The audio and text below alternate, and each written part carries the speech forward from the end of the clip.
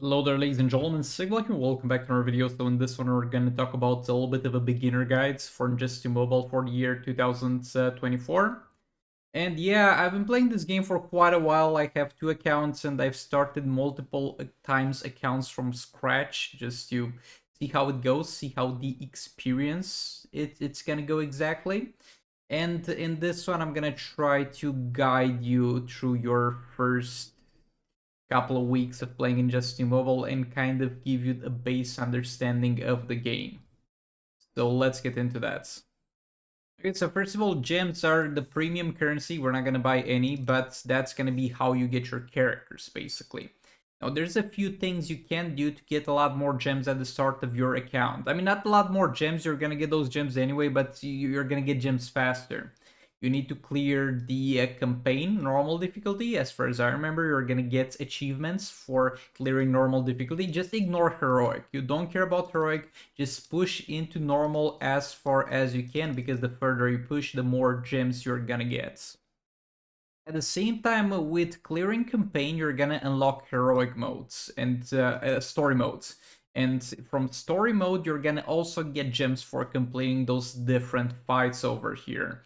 So you want to always check if you have anything unlocked and get the fights done, because you're going to get a lot of gems. At some point you do stop getting gems and you're going to get some shards for some character, but until some point you're only going to get gems, and you're going to get a lot of gems to start off with. You get yourself a couple of gems. How are you going to spend them? Well, the store over here is gonna be fluctuating a lot, so it's kind of hard to pinpoint you towards something that you can easily buy. At the start of your account, you could open a couple of premium chests. The premium chests are gonna be, generally speaking, the thing that's next to the hero chest that costs 250, and they're gonna have some increased chances for some specific gold characters. This one has a little bit of an increased chance for Sub-Zero and Raiden. Most of them are not that great, but they're going to be extremely good to have for the start of your game. Some specific characters to look out, though. We're going to get into that. Like, if you see them in a chest, you should definitely open it. Batwoman the Drone is the strongest character in the game, and she's gonna have a chest that costs 250. It's gonna be a premium chest, and it's gonna have an 8% chance to drop her at 3 stars. So that's gonna be something amazing to look out for, and if you get lucky and you start an account when that's in the store, that's gonna be great. Also, her gears are gonna be from her challenge, which we're gonna talk about challenges in a second. But yeah, definitely try and get Batwoman the Drone if you see her anywhere in the store. And the other thing you should prioritize is this chest, which happens to be in the store currently. This is kind of the best chest in the game, because it has a 5% chance for Legendary Raven and a 2% chance for Legendary Beast Boy. And those two are the two best legendary characters in the game, so this is kind of the best chest in the game. Other than that, just get whatever you have on the premium chest here, which is to the left of the hero chest, until you feel comfortable with how many heroes you have for Arena and Champions Arena, and we're gonna get into those things in a second. Okay, so Arena is gonna be kind of the main place you're gonna get gems and new characters from, because there's gonna be seasons. So this is season over here, and this season we're gonna have some shards for the Gold Black Adam, a decent character, not a great character, but decent character. But when you start off your account, any character is a good character. You just need numbers at that point. And your goal should be to get Elite 1 at least, maybe advance towards getting Elite 4 later on. Because the main thing we're looking here, like the gems are nice, don't get me wrong, the gems are real nice to get. But what we're looking for here is to get at least 160 shards, because this does unlock the characters at 3 stars. And that's huge. And yeah, how the arena system works, because a lot of people get this thing confused a little bit. You're gonna be in an arena with some people that made the account around the same time you made your accounts. And this is gonna dictate how easy or hard the arena is gonna be, depending on how active the people who are playing this arena specifically are. And you're gonna compete against them in terms of getting points, basically. You're gonna get some points from fighting. Look, if we press here, find opponent, I don't even know what team I have set up here. This is gonna give me 9,000 points. 900,000 points. And I don't know where that's gonna place me because this shows you only the top 200. Actually, it does place me in the top 200. This arena that I'm on with my secondary account is crazy easy. But yeah, with arenas, they are gonna vary in difficulty for everybody out there depending on who they are in the arena with. So if you have an older account that you play just a little bit on, log back into it and check the arena and see how it goes. Check how much the people who are in the top 200 have.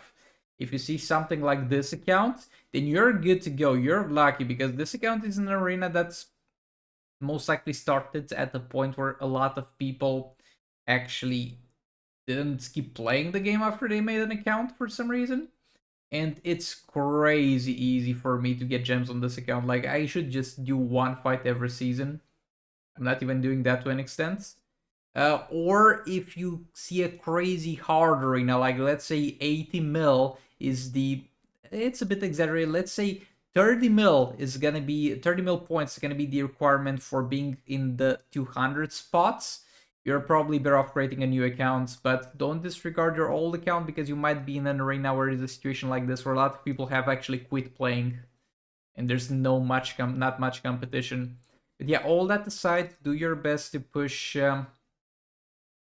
at least for the place that gives you a 3-star character, which is Elite 1. And yeah, in terms of choosing your opponents, though this kind of requires a little bit of game knowledge, uh, it's something that you're gonna find out yourself. You're gonna play this, you're gonna see what characters destroy your ass, and then you're gonna avoid them. It's free to refresh the opponents. Don't feel like you have to fight any teams. Because, for example, Multiverse team, Multiverse Armor Super is gonna nuke you. Batman Ninja team, they are annoying because they have immortality. This team is relatively convenient to fight. League of Anarchy is not convenient to fight either. Those are things that you're gonna find on your own through trial and error. And you should always try to pick a team that you feel like you can win. Because that's the most important factor. Winning and winning a lot of fights. You can still lose some fights, that's fine. The thing is to like find a team relatively quick, play the fight relatively quick, and then move on. We need to be time efficient here. Now we're going to talk about challenges. So challenges are going to be something that you can fight to get shards for characters for. I have never played this challenge because this, for example, is a challenge for a garbage character. This, on the other hand, on the right side of things, is a challenge for a pretty decent character. And it kind of requires, yet again, some game knowledge, and it would be a video in itself if I went over which challenge characters are good. But some notable things to look out for are going to be Vixen, Batman the Drowned, Sir Banshee, and pretty much all the legendary characters because those have challenges too. And some of them are gonna have requirements, some of them are not gonna have requirements to fight. Also, the League of Anarchy challenges, if you see those, definitely do them. But yeah, the requirements differ. But generally speaking, at the start of your account, you might as well do all the challenges as far as you can, because yet again, every single character is pretty good. Operations, pretty straightforward. You put a character in there, you send them on a certain amount of time in terms of the operation, and you refresh it. If you have played Mortal Kombat Mobile, this is going to be far less efficient, sadly, than the operation towers or missions or however they're called there. It's the same system, but this is far less efficient than that one at getting gems, but this is going to be still a constant supply of gems that they are just adding up, and it's going to cost you to upgrade this to level 20. And for this one, I'm gonna do a little bit of a comparison here because this is for the long run. This is gonna be good for you to get all the way to level 20 for the long run. If you feel like you're gonna play this game for something like more than 6 months, upgrade them. It's gonna be a worthwhile investment. If you feel like you're gonna be gone in 6 months, then you might as well spend those gems to have fun with opening some chests or something. But yeah, this is gonna be worth it, but not immediately. If you're here for the long run, then definitely upgrade them to level 20. If not, then don't. Champions Arena is gonna be yet again another very easy source of gems. I'm not really farming it on my secondary account here. But the way it works, you're gonna find some opponents and you're gonna fight them. And the thing is, you're also gonna have your defensive team in which you're gonna put your worst characters because you don't really care about that. Like, you're gonna get some points if people fail to beat your defensive team, but 99% of the points you're gonna get for fighting enemies. And because it doesn't matter too much if your defensive team loses a fight, you're gonna find out that a lot of people have garbage defensive teams. Like there's some more threatening, especially for a new player, like I saw one with Dark Side. But with this one, for example, this is pretty easy. This is pretty easy. This is a game mode that you can climb to some crazy high division just for playing it, because it's not the most entertaining mode in the game, and that's why a lot of people are not playing it that much. And the rewards just get kind of crazy as you keep advancing. You could arguably grind your way from starting your account, because this resets every single week. It's gonna take a week for a season to end. In the first week, let's say we're worm division, worm 10, I think it is. You're worm, then you're amateur in the next week, then you're vagabond in the next week, then you're outsider in the next week, then you're apprentice in the next week. Like, it's very easy to climb this. The only thing that this game mode rewards time spent versus actually the strength of your characters or how good you play this. Just smash your head at this game mode. It's like it's a brick wall, and it will eventually break. And it will eventually give you quite a lot of resources. You need to be in a league. I'm gonna have my head covering the tag of this league, because just requesting to this league is not optimal. I have a link in the description that says join if you need the league. It's gonna be a Discord link, because you kind of need to be in the Discord server to coordinate with your teammates. But the league and being in a league brings you a lot of features. And I'm that kind of guy that downloads a game on his mobile phone and is like, oh, leagues, oh, clans. I don't really want to cooperate with people. I wanna like do my own thing. But you're losing so much if you don't do this. First of all, we're gonna have a little bit of a shard exchange here, which you can request some shards from people and donate shards, which you're not gonna do if you're a new player, obviously, but it's 10 shards a day. It's not much, but it will help you eventually upgrade your characters to a higher star rating. And this is kind of the weakest feature of the leagues. Hold on, it loads too slow. Be right back. Leagues are also gonna have something that's called league rate. My league rate is not currently active. It's something you can do every 3 days, so I'm not gonna be able to show you what exactly happens. But all you need to know is that your league is gonna fight some bosses, and you're gonna get a lot of rewards for not doing anything, and a lot of materials to upgrade your characters. It's amazing.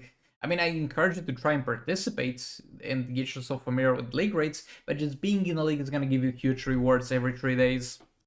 And there's a league store which you can spend currency that you get from being in the league while league rates go on. You're going to get some league tokens. And with those league tokens, there's also XP capsules, which you're eventually going to get into getting. But first of all, the hero shards here are going to be amazing, especially for Kinflant Sakuman. Kinflant Sakuman is a character that will most likely be your first build damage dealer. You get some shards for him from the daily logins. But other than that, this is where you get them. You're going to be able to get quite a couple of them a day, like 15 a day.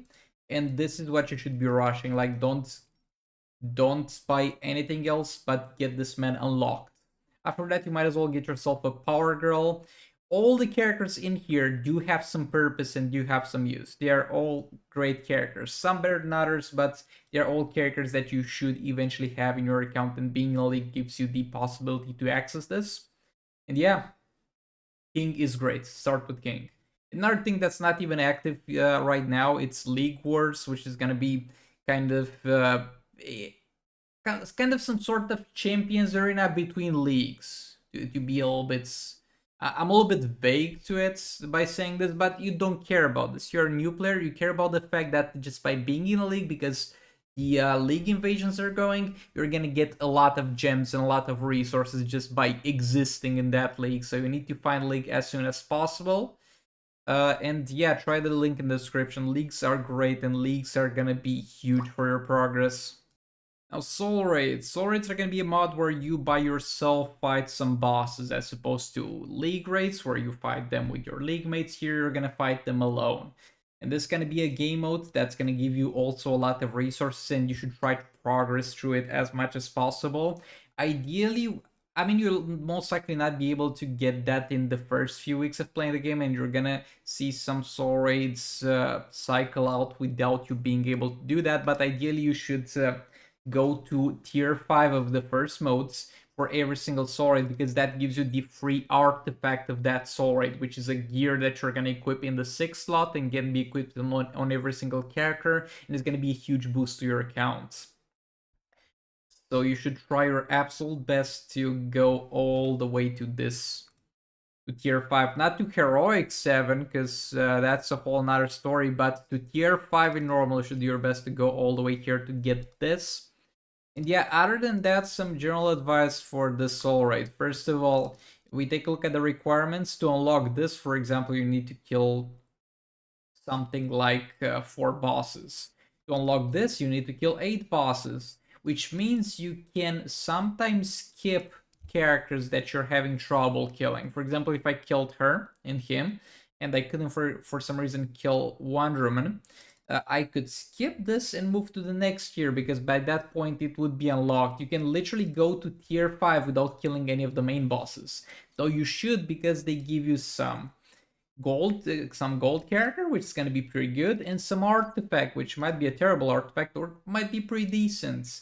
And the main thing you're gonna be getting, and you're gonna get some huge amounts of it, like if you feel like you're struggling with upgrading your gears, just look at how many materials you're gonna get as soon as you grind this all the way up. But yeah, definitely do your best in soul raids, and do not ignore this game mode, because this is one of the most fun and most rewarding game modes in the game. And yeah, Kimflan Sakuman and Batman the Drowned should be your first 2 characters that you focus on for this. They should be your damage dealers. Okay, now finally getting into the roster screen. First of all, roster threats. This does not matter. This almost doesn't mean anything, because it's just an arbitrary number that the game gives to your characters over here. Having a higher roster threat doesn't mean you're gonna necessarily do better in Arena Champions or now or any game modes. And a lot of the times, especially when starting a new account, going to for increasing your roster threats or the threat of the characters themselves can be counterproductive, because things that you might not want on those characters are going to give you more threat, which doesn't mean anything. I just wanted to stress this out. This number here doesn't mean anything. It's just for flexing, okay? Okay, now getting into the characters. First of all, we're gonna have some talents. I do advise you unlock all the talents on characters, and I do advise you use your free rerolls. But at the start of your account, I do not advise you refresh talents. Because, oh boy, I got so lucky getting also an epic on the first try. They're not that impactful. Talents are not the most impactful thing in the game, and they're gonna be extremely consuming to reroll. It's gonna take you, depending on luck, anywhere from 1 million to maybe 4 million to get your desired epic talent if you're looking for something specific. So other than the free refreshes, you can straight up ignore your talents. Second of all, abilities. Make sure you max out the passives of the characters that you're using. And in terms of the specific abilities you're going to be maxing, you can eventually get to the point, which I am at currently, where credits are no longer a problem for you. But at the start of the game, they are actually going to be a problem for you, and you're not going to have enough of them. So, for example, you're going to have Kimflan Sakuman, right? Ignore the fact that he has gears removed. That's a story for another day. But we have here 3 abilities. Which one are you gonna upgrade? The third special, because this is what you're gonna do most often. You ignore the other 2, maybe eventually upgrade his second special as well, because you might be using this from time to time, but do not upgrade the special one, just upgrade what abilities you need. On Batwoman the Drown, she doesn't really need any abilities, for example, but that's also a story for another video. But on her, you don't actually need to upgrade any of the abilities, you just upgrade the passives. If you're using abilities, maybe upgrade the special too, because that's the best out of them in order to use it. But just be careful with your credits. Don't waste them on talents, don't waste them on abilities that you're not gonna use. Now, characters are also gonna have levels. Levels dictates the base attack, not the total attack, the base attack, which is a value if you click on attack. Is going to be this a little bit lower value. They're going to have base attack, base health increase, and they're going to increase the level at which you can get your abilities upgraded. And Yet again, with level increases, I would say you prioritize the characters that deal the damage for you. As far as gears go, this can be a very consuming thing for you at the start of the game, and you're gonna get eventually to a point like this where you don't care about those type of resources. They are kind of meaningless to you. They just exist here. You don't really worry about them anymore. But until you get to that point, you're gonna be quite tight on resources. And in order to show you kind of how to manage your resources, let's pick a silver character. Wonder Woman. Okay, she's got gears removed. We have gears equipped on Aquaman? Yes, we do. He's got all level 1 gears. You're gonna eventually get gears for characters. Where you get the gears from for each character, it's a topic for another video. Kinflant's Aquaman gets them from the League Store, Batman the Drum from her challenge, and those are gonna be the first two things that you kind of want to build. And how do we upgrade gears? So you're gonna click the upgrade button, and it's gonna be a slider. Don't go like this. Don't go like this, spending all the resources on one gear. You might see that we're gonna have some bonuses for those gears that are gonna unlock at certain points. What I suggest first of all is getting all the characters you are mainly using and you really like level 20 gears to unlock those two bonuses. And get all their gears to level 20. Because, for example, look, getting this to level 20, which is 20 levels, it's gonna be 6k, right? Now, what if we get it 20 more levels? To 40. That's gonna be 43k. What if we get it to from level 40 to level 80? That's gonna be 300k. The more you get levels on the gear, the more the cost of upgrading it increases. However, the stats increase, but the rate at which the stats increase doesn't change. For one level of a gear, you're gonna get 0.3 crit chance, for example, here, or more crit damage, or more simply 0.1 crit chance. You're gonna get 0.1 crit chance for one level. And even though the levels as we get higher are gonna cost more, they're gonna give you the same amount. So you are far better off upgrading all your gears to level 20, maybe to level 40 eventually, one by one for one character at a time until you're like, I don't feel like I want to upgrade any other characters. I'm gonna start focusing on those that I really want to get to higher level of gears. But be careful with your resource management because you can really mess this up. As far as character builds go, again, you're gonna rely mostly on your gears because the talents are gonna be crazy expensive to roll with credits. They're gonna be time consuming and they're just gonna frustrate you. And you don't have the credits to do that yet. But we're gonna focus on the gears. You're gonna get those bonuses on the gears. And in terms of builds, it's gonna be slightly different from character to character, but there's a few general advices I can give. If you want the character to deal more damage, and this applies to every single character in the game, what you want to do is get crit chance and crit damage. Those are two things that every single character in the game that tries to deal damage actually needs. Then if your character's died too much, then get some attack, and then maybe some defense, and then maybe some attack. Like, what you want to prioritize, generally speaking, is the percentage values that you need, which are going to be different from character to character. But you need crit chance and crit damage regardless of the damage dealer, and defense is always going to help you stay alive a little bit longer if you're having trouble with that. Now, can you guess what the best team on this account is? No, it's not the highest threat 3 characters, because that's a mistake that I see a lot of new players make. They see their highest threat characters and they're like, "Ah, that's gotta be the best team because they are the strongest in my roster." No, you need to look for character synergies. For example, we have, let's say, Kinflant Sakumen. We're gonna pair him with something that's gonna reduce his power costs because he's got very expensive specials. So for that, we're gonna have my boy Dr. Fate here, which reduces the cost of abilities by 2 power bars, which is great. Another option that we're gonna have for a third teammate, because the team consists of 3 people, is gonna be maybe Gold Shazam if you got him from the Arena seasons, because it slightly increases the attack of King. Maybe Red Hood from the League Store, because it slightly increases the time of a fight. Maybe Silver Bane, because it gives you a little bit of damage on basic hits. The thing is, you're gonna pick one character that's gonna deal the damage, and then you're gonna form a team around that character to help him, support him, and make sure he is in the best situation to deal that damage. That's how you form your teams, basically. And yeah, that's about all the information I can kind of cover on a surface level guide of the game to kind of give you an idea what you're doing, what you're aiming for, and what your goals are, and how to spend your resources in the most optimal way. Well, that being said, thanks so much for watching. Like if you liked it, dislike if you disliked it, and I'll see you on the next one. Goodbye!